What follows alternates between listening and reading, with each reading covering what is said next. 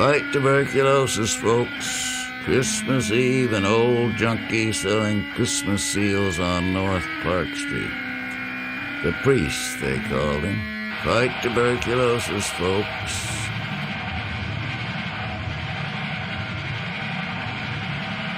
People hurried by, gray shadows on a distant wall. It was getting late and no money to score. He turned into a side street and the lake wind hit him like a knife. Cab stopped just ahead under a streetlight. Boy got out with a suitcase. Thin kid in prep school clothes, familiar face, the priest told himself. Watching from the doorway, reminds me of something a long time ago. The boy there with his overcoat unbuttoned, reaching into his pants pocket for the cab fare. The cab drove away and turned the corner. The boy went inside a building. Yes, maybe. The suitcase was there in the doorway. The boy nowhere in sight. Gone to get the keys, most likely. Have to move fast. He picked up the suitcase and started for the corner.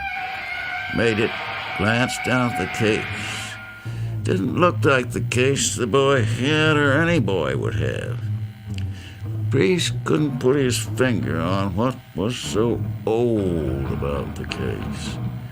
Old and dirty, poor quality leather, and heavy. Better see what's inside. He turned into Lincoln Park, found an empty place, and opened the case. 2 severed human legs that belonged to a young man with dark skin. Shiny black leg hairs glittered in the dim streetlight. The legs had been forced into the case, and he had to use his knee on the back of the case to shove them out. Legs yet, he said, and walked quickly away with the case. Might bring a few dollars to score.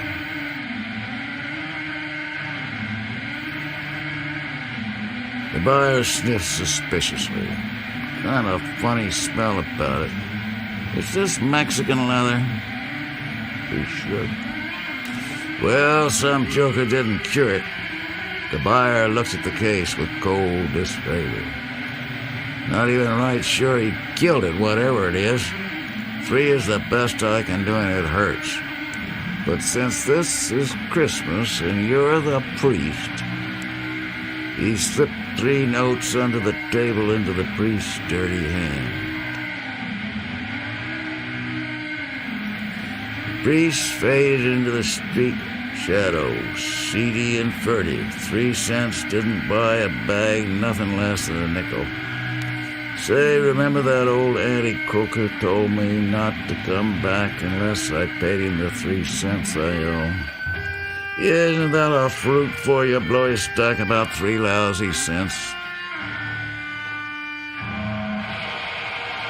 The doctor was not pleased to see him. Now, what do you want? I told you. The priest laid 3 bills on the table. The doctor put the money in his pocket and started to scream. I've had trouble. People have been around. I may lose my license. The priest just sat there, eyes old and heavy with years of junk on the doctor's face. I can't write you a prescription. The doctor jerked open a drawer and slid an ampule across the table. That's all I have in the office. The doctor stood up. Take it and get out! He screamed, hysterical. Priest's expression did not change. The doctor added in quieter tones, after all, I'm a professional man, and I shouldn't be bothered by people like you. Is that all you have for me? 1 lousy quarter G? Couldn't you lend me a nickel? Get out, get out! I'll call the police, I tell you. All right, doctor, I'm going.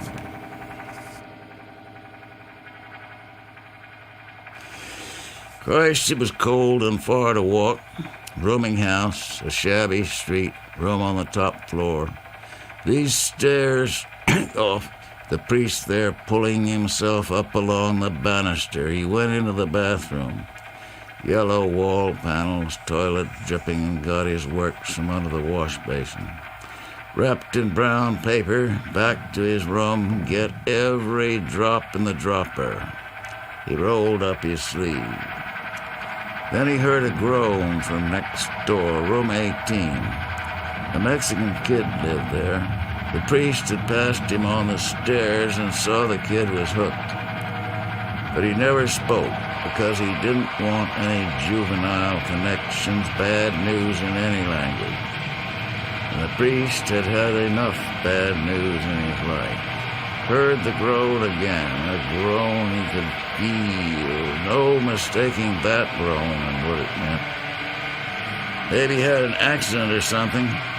In any case, I can't enjoy my priestly medications with that sound coming through the wall. Thin walls, you understand.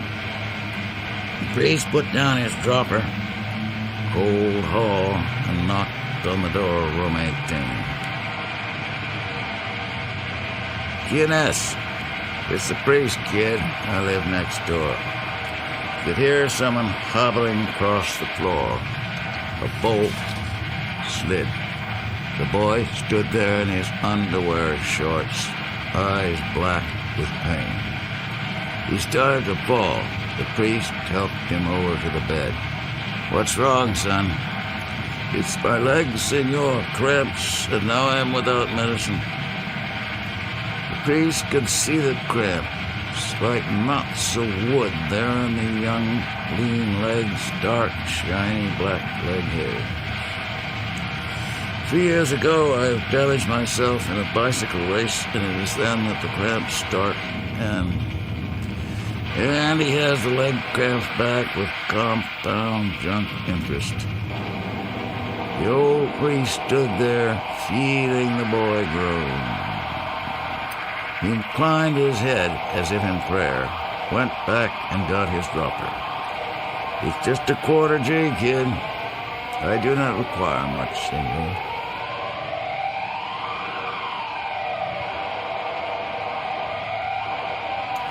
The boy was sleeping when the priest left room 18. He went back to his room and sat down on the bed.